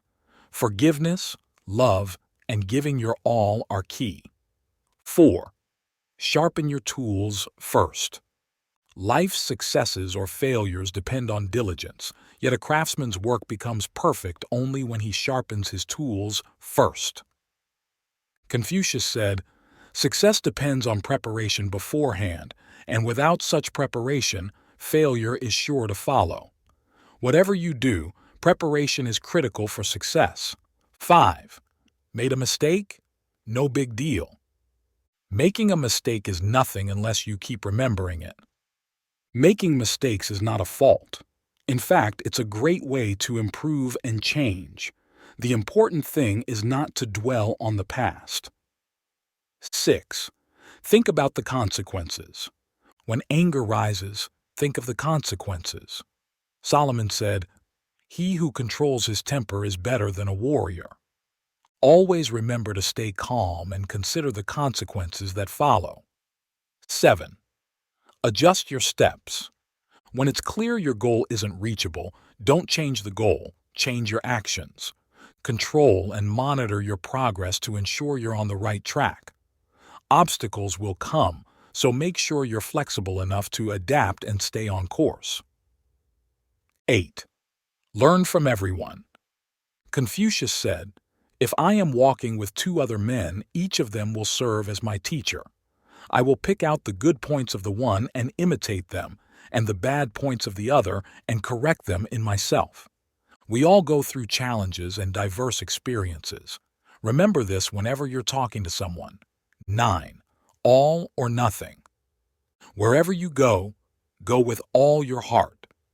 Give your best effort, as it's the only way to enjoy the best things in life. With a passionate and sincere heart, every journey will be rewarding.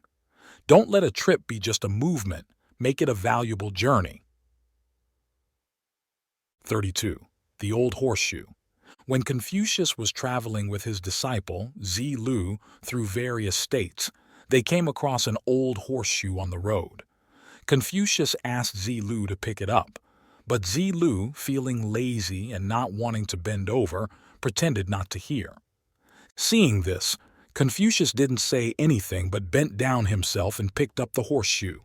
Along the way, he traded the old horseshoe with a blacksmith for 3 coins and bought 7 or 8 peaches with those coins.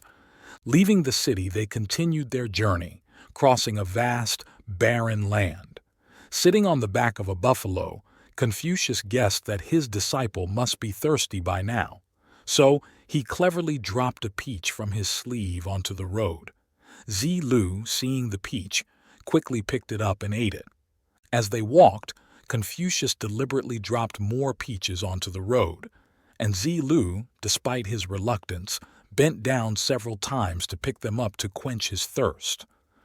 After everything that happened, Confucius finally said to Zi Lu, "If you had bent down once earlier to pick up the horseshoe, wouldn't you have saved yourself from bending down so many times later? Ignoring small tasks now leads to greater difficulties with even smaller tasks later." Commentary.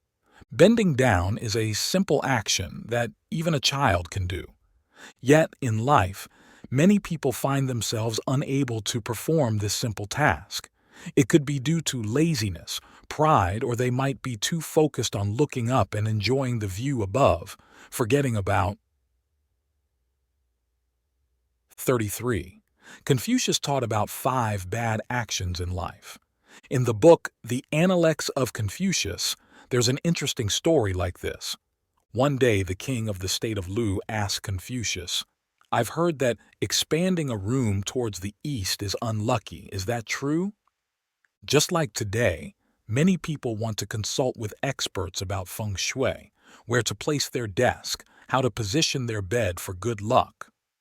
In response to the king's question, Confucius said, "I've heard that there are 5 bad actions in life, and expanding a room towards the east is not one of them. So, what are these 5 bad actions that the famous Chinese philosopher mentioned? First, hurting others for personal gain will bring misfortune to oneself. According to Confucius, those who step on others to benefit themselves will eventually bring disaster upon themselves, ultimately harming themselves. Second, seeking fame without merit brings disaster to the nation. Virtuous and talented people being ousted by the incompetent through scheming to take their places is a disaster for the nation. Third, the old not teaching and the young not learning is a bad habit. Specifically, it means that the elderly are unwilling to instruct the youth, and the young, in their arrogance, refuse to learn from the elders. This is a bad habit that brings no good. Respecting family values where the elderly guide and the young listen and learn is a cultural trait that Japan maintains in its modern society. It's one of the secrets to their civil behavior in life. Fourth, when sages retreat and the wicked prevail, disaster will befall. Sages are those with wisdom and virtue, but when not valued by the state, they choose seclusion over the chaotic world. Meanwhile, the incompetent fight for power, manipulate, and dominate. This will inevitably lead to chaos in society, preventing prosperity. Fifth, valuing the young over the old leads to family misfortune.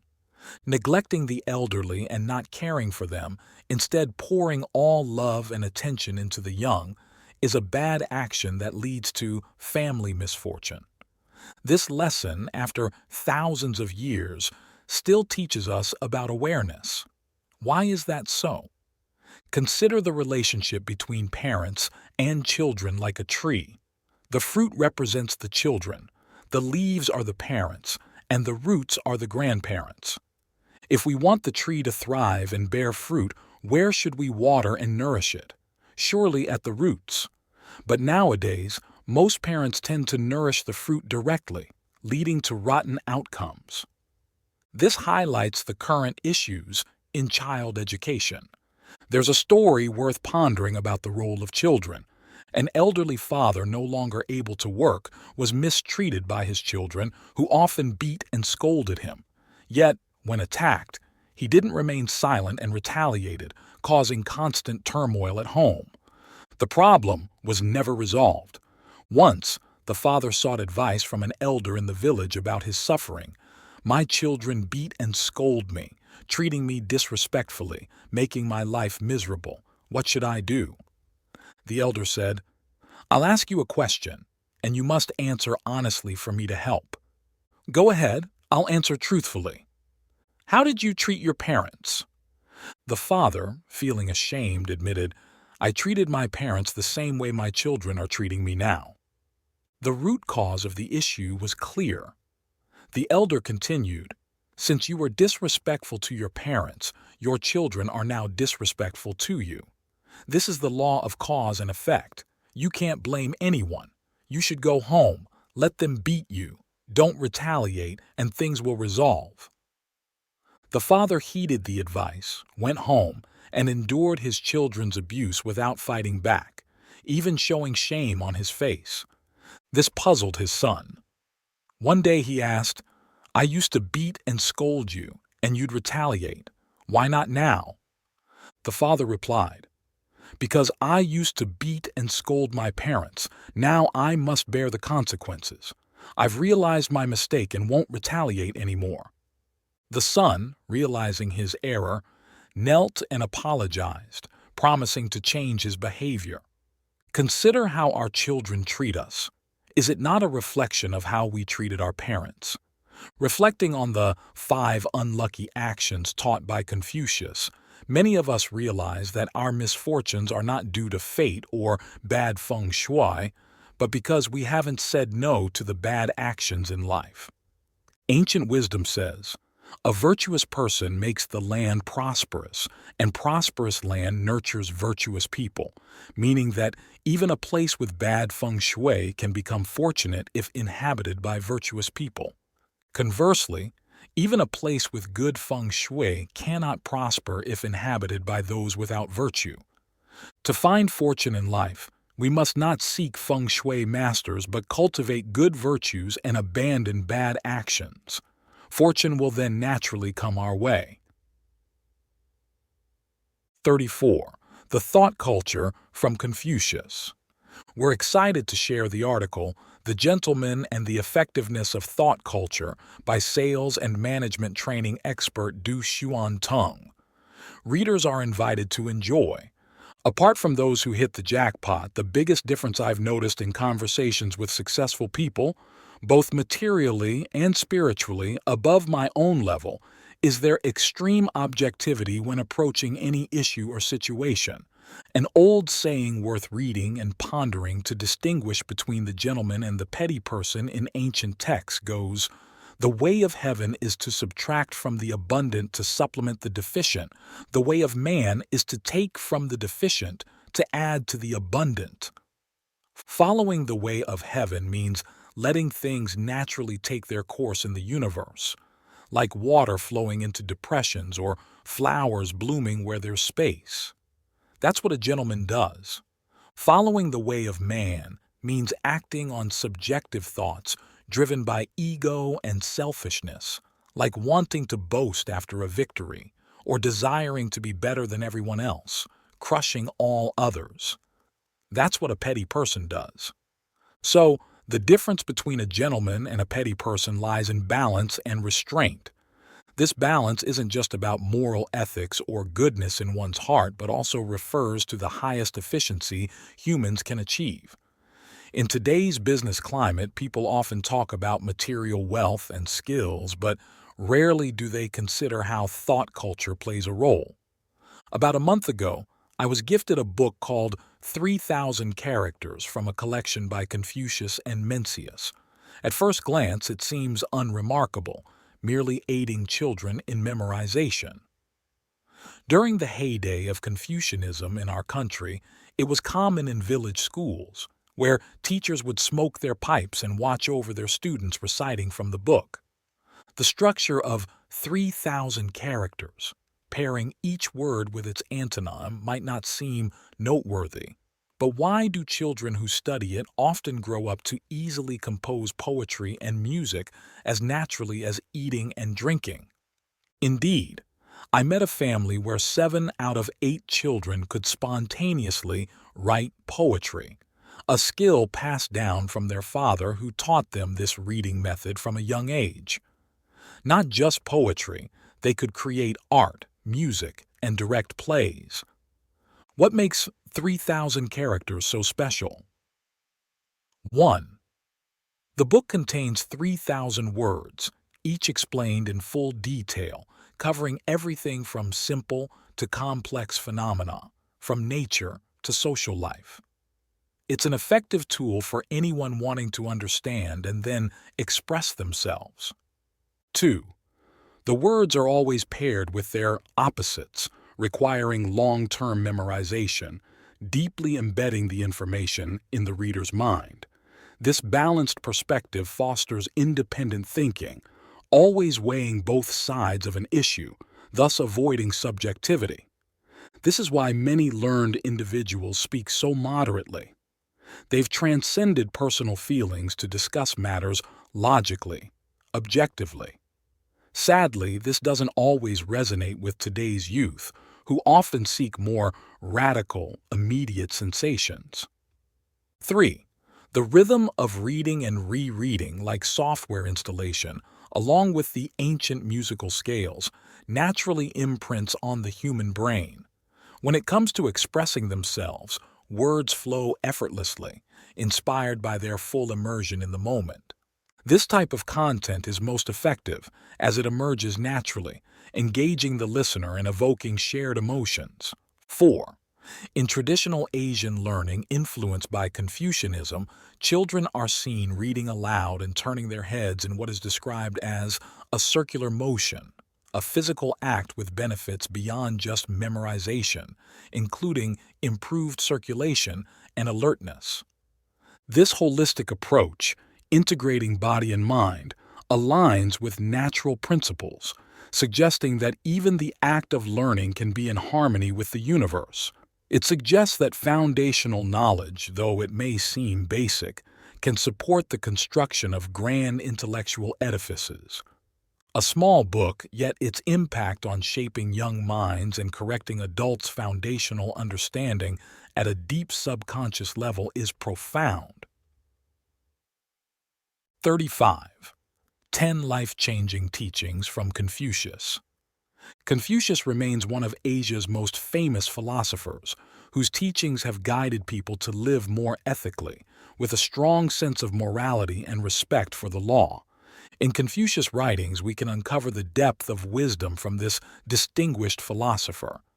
Here are 10 sayings from Confucius that could help you in life. 1. It doesn't matter how slowly you go, as long as you do not stop. 2. Never make friends with people who are not at your level. 3. When anger rises, think of the consequences. 4. If your goal seems unattainable, don't change the goal. Instead, change your approach to achieving it. 5. If you hate someone, you will be defeated by them. 6. Great people search for what's inside themselves, while the small-minded search for it in others. 7. No matter where you go or what you do it with all your heart. 8. Only advise those who seek knowledge after realizing their ignorance. 9. Seeking small advantages prevents you from achieving great success. 10. If someone spits on your back, it means you are ahead of them. 36. Confucius's worldview. 1. Confucius's worldview. Confucius, 551–479 BC, born in the state of Lu in ancient China, was a renowned philosopher, politician, and educator. His era was marked by the decline of the kingly way and the rise of feudal lords, leading to chaos in society and morals. Confucius aimed to restore order and ethics by reforming them to fit contemporary conditions, but his efforts were largely unrecognized by the rulers of Lu. Disappointed in politics, he dedicated his later years to compiling and editing classic texts, laying the groundwork for Confucianism through his teachings, preserved by his disciples in the Analects. 2. Worldview origins. According to Confucius, influenced by the I Ching, the universe is in a state of constant change, driven by the interactions between the yin and yang forces within a unified whole. He believed in a natural order, Tao, or heaven's principle, that governs the universe, attributing the endless cycle of seasons and life to this order, rather than divine intervention. For Confucius, this natural order was also a heavenly mandate, implying that while one should accept their fate, it's also crucial to strive and work hard in life. 3. Idealistic worldview. Confucius acknowledged the existence of spirits and deities, believed to arise from the sacred energies of the universe. However, he argued that these spiritual beings do not control human fate. He criticized superstitions and urged focus on human actions, emphasizing the importance of human intelligence and wisdom over blind faith in the supernatural. Confucius's approach was a mix of recognizing natural phenomena's independent movement and attributing a divine will to the universe's functioning, showing a complex blend of materialistic and idealistic thoughts. 4. The concept of Ren in Confucian philosophy. At the core of Confucian philosophy, alongside his views on the universe and humanity, are his ethical and socio-political teachings centered around Ren, benevolence or humaneness. For Confucius, Ren was the ultimate moral principle, defining human nature and interpersonal relationships. It's interconnected with other ethical and political concepts, forming a coherent philosophical system that emphasizes human morality and societal reform through personal virtue. 5. The meaning of Ren. Ren encompasses a wide range of human virtues and behaviors varying in abstraction and specificity according to context. Confucius defined it through various attributes like propriety, loyalty, diligence, and wisdom. Ren involves loving and respecting others, prioritizing hard work and the common good over personal gain. For Confucius, living a virtuous life aligned with Ren was the essence of being human, emphasizing the importance of empathy, self-improvement, and social responsibility. 36+, 3 Pillars of Eastern Philosophy, the synchronous births of Buddha, Confucius, and LAOZI. Over 2,500 years after the Spring and Autumn period, aside from Buddhism, no other schools have impacted Chinese culture as deeply as Confucianism and Taoism. Therefore, the founders of these 3 traditions, Buddha, Siddhartha Gautama, Confucius, and LAOZI, are revered and worshipped by later generations. Interestingly, These three great figures were born within 20 years of each other, making them contemporaries in the eyes of history. In 571 BC, LAOZI was born in the state of Chu, in the Ku County, now Luyi County, Henan. 5 years later, in 566 BC, Buddha was born in Lumbini, and 15 years after that, in 551 BC, Confucius was born in Khufu, Shandong Province. The coincidence of their births raises the question, is it a mere historical accident, or was it divinely ordained? 1. LAOZI. LAOZI, whose real name was Li Er and courtesy name was Boyong, was known for his high virtue, hence the title Lao, which means elder. He was deeply knowledgeable about ancient affairs and skilled in rituals, holding positions equivalent to a National Library Director or National Museum Director, and also served as an archivist. LAOZI spent a long time in the capital of the Chu state, witnessing its decline. In 500 BC, amidst a civil war within the Chu royal family, LAOZI lost his position and decided to leave, wandering without revealing his identity.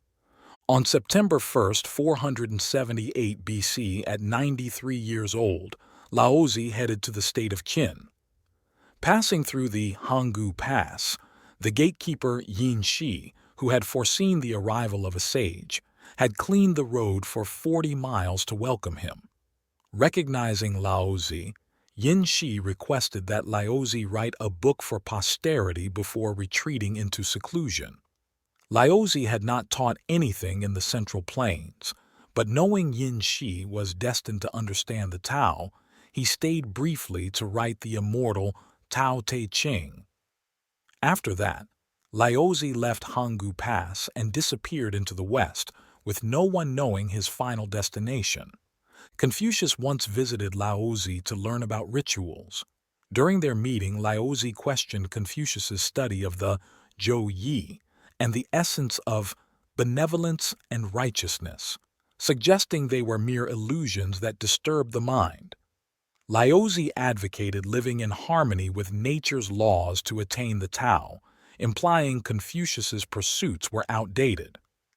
Despite LAOZI's advice, Confucius continued his mission to restore the rituals of the Zhou dynasty, though LAOZI had reservations about the feasibility and relevance of such an endeavor in changing times. Confucius, inspired yet challenged by LAOZI, left the Chu capital with mixed feelings.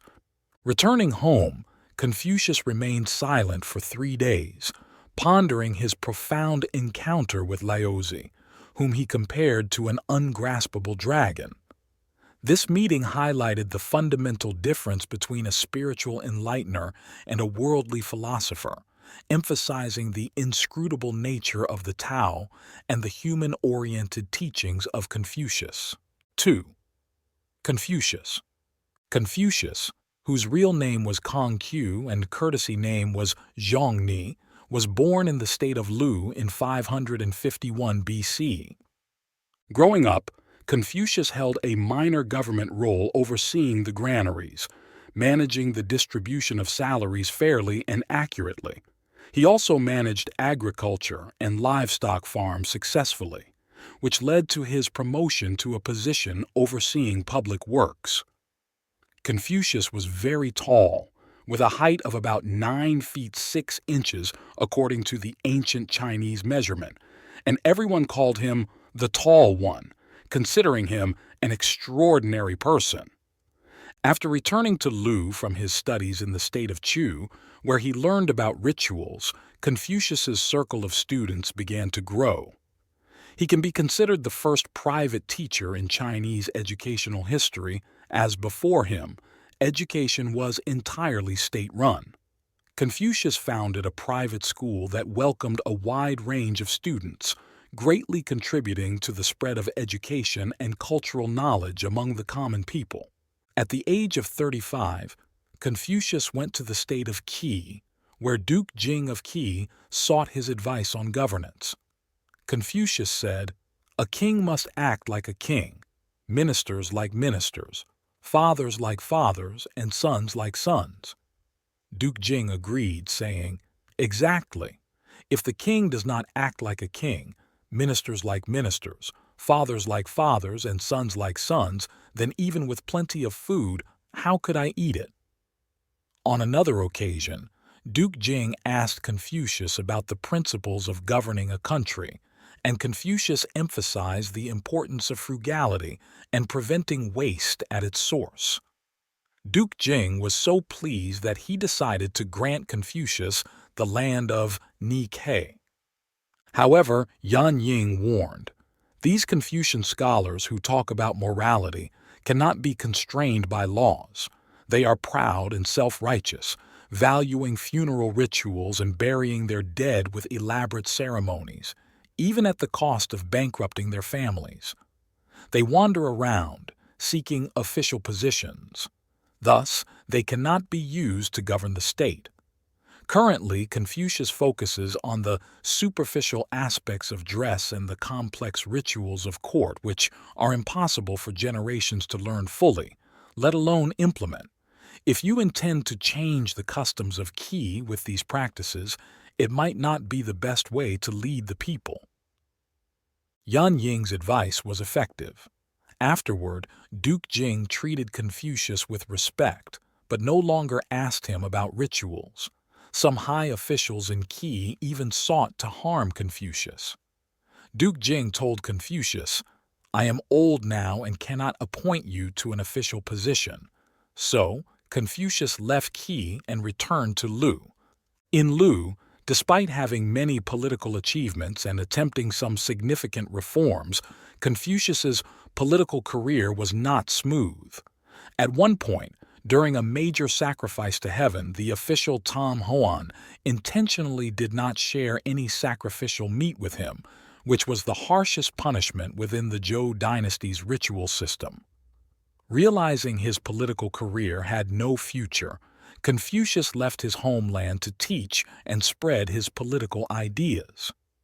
At about 50 years old, Confucius tirelessly led his students around various states for 13 years, advocating his ideas, but no state adopted his policies. At 63, Confucius returned to Lu. Eventually, Lu did not employ him, and Confucius no longer sought official positions. Despite being near the end of his life, the flame of thought in his last 9 years shone brightly. Confucius dedicated himself to teaching, compiling classics, and establishing a Confucian ideological system. During the era of Confucius, the Zhou dynasty was declining, and rituals and music were deteriorating. Confucius researched the ritual systems of the Jia, Shang, and Western Zhou dynasties, standardizing Shang Shu and Li Ji.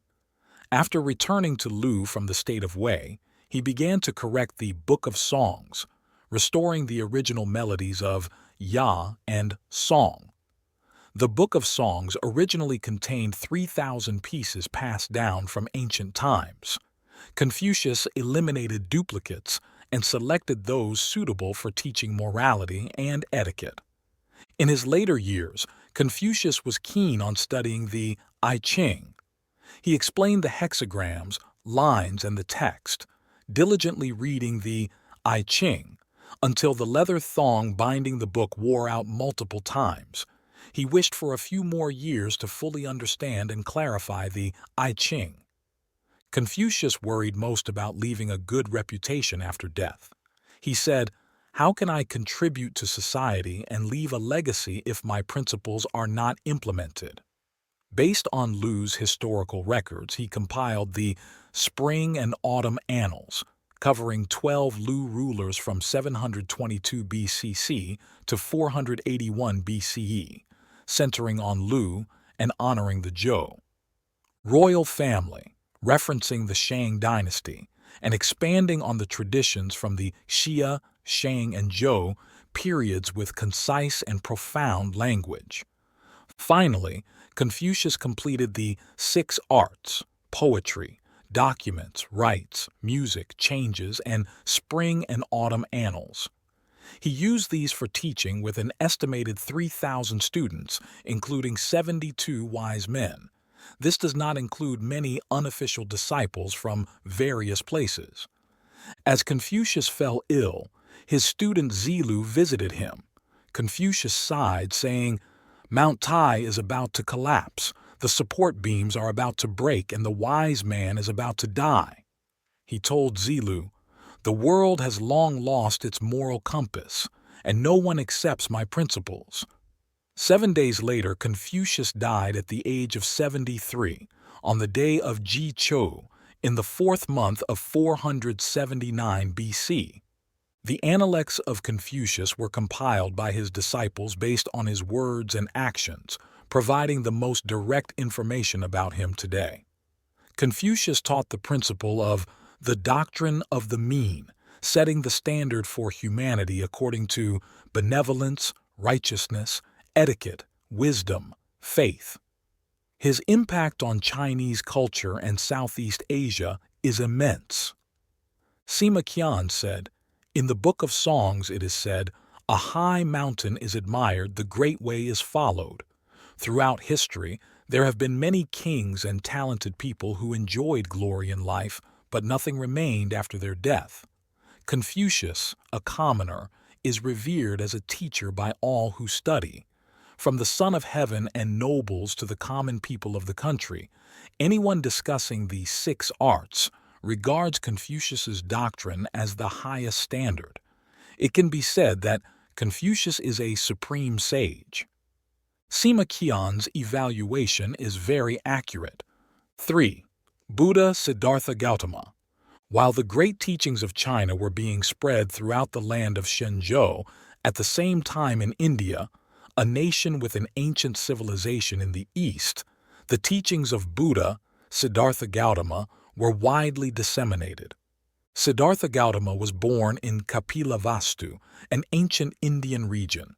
His mother, Queen Mayadevi, gave birth to him in Lumbini, now in southern Nepal, on the way back to her parental home. It is said that upon his birth, Gautama took 7 steps, each step sprouting a lotus flower. Pointing one hand towards the sky and the other to the ground, he declared, "In the heavens above and on the earth below, I alone am the world-honored one." This, however, is considered an embellishment by later generations. In the universe, there are countless Buddhas of countless heavens. Who would dare to make such a boastful claim? Gautama Buddha would never do such a thing. The story is really just the result of religious fervor by later people. A Buddha only wishes for people to practice according to their teachings, not for their stories to be exaggerated for praise. From a young age, Siddhartha Gautama was compassionate and sought the true meaning of life. At 19, he left his royal life and palace to practice asceticism. India at that time was home to various sects and spiritual practices. Initially, Gautama practiced the thoughtless concentration, samadhi, for 3 years and achieved this state. However, he felt that this was not the ultimate truth, so he abandoned it. Then he practiced neither thought nor non-thought concentration for another 3 years, succeeded, but still felt it was not the ultimate path and abandoned it too. Twice, Siddhartha Gautama renounced practices he knew were not the true path. Unable to find a true spiritual guide, he went to a snowy mountain to practice severe asceticism, eating just a bit of dry fruit each day and enduring extreme hunger until his body became emaciated, all in search of the truth. After 6 years, realizing that asceticism was not the way, he descended the mountain. Siddhartha Gautama then went to the banks of the Ganges River. Extremely weak and emaciated, he collapsed and fell unconscious. A shepherdess happened by and gave him some curd, which he ate and regained his strength. Unable to find a spiritual guide, he crossed the Ganges and sat under a Bodhi tree, vowing to become an unsurpassed, perfectly enlightened one or die there. Gautama meditated under the Bodhi tree for 49 days. On the morning of the 49th day, He looked up at the sky, saw the bright stars, and in that moment, his spiritual powers and superhuman abilities exploded, and his mind opened.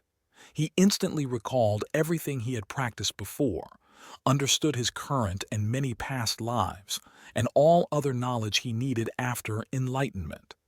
The energy released during his enlightenment caused a great disturbance in the surrounding geographical area, mistakenly thought to be an earthquake or tsunami. But it was due to Gautama's enlightenment. His energy, being compassionate, harmed no one. After 12 years of intense practice, Siddhartha Gautama finally achieved enlightenment. He then began his 49-year mission of teaching the Dharma. The essence of the practice Siddhartha Gautama taught is precepts, concentration, and wisdom. Precepts mean renouncing all desires and attachments.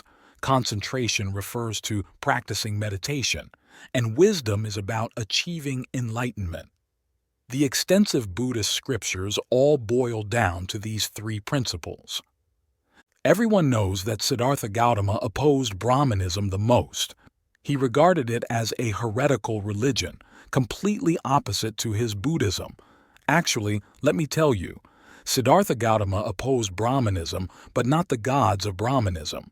The gods worshipped by Brahmanism in its earliest period were Buddhas.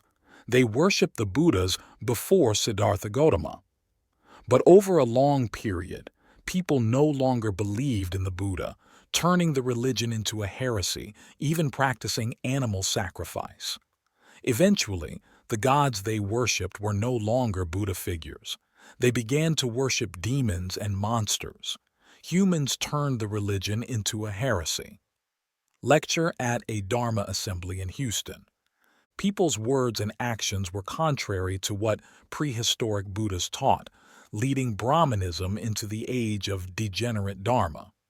During this period, Siddhartha Gautama's Buddhism began to spread widely in India. Because his teachings were the true Dharma, Siddhartha Gautama continuously refuted other religions' doctrines, leading many to leave their faiths for Buddhism. One of his disciples, who would become Shariputra, was originally a Brahmin. After debating with Siddhartha Gautama and realizing he was teaching the true Dharma, Shariputra abandoned Brahmanism to become Gautama Buddha's most wise disciple. Thus, Buddhism flourished increasingly, while other religions declined. However, Buddhism faced discrimination and opposition from these religions. During periods of religious conflict, Buddhist disciples were openly murdered. Maudgalyayana, the disciple with the greatest supernatural powers, was crushed to death by boulders rolled down by non-believers, becoming the first disciple of Siddhartha Gautama to die for Buddhist ideals. Non-believers also persecuted Siddhartha Gautama's disciples, throwing them into fire pits or tying them to posts to be shot with arrows. After Siddhartha Gautama passed away, 500 of his disciples were beheaded. This persecution was deeply distressing. After Siddhartha Gautama's passing, other religions began to flourish again. Buddhism in India underwent several reforms, eventually merging with elements of Brahmanism to form a new religion, Hinduism. Hinduism no longer believed in Siddhartha Gautama nor worshipped any Buddha. Thus, Buddhism, which originated in India, gradually disappeared there. However, in Southeast Asia and China, Buddhism spread widely, deeply influencing the culture of these nations. Hey everyone, your comments truly matter, offering insights and motivation to others and uplifting our creative team at Lighthouse of Wisdom channel. Sharing your thoughts and experiences enriches our community. So, let's get the conversation started below and help illuminate our path with your wisdom.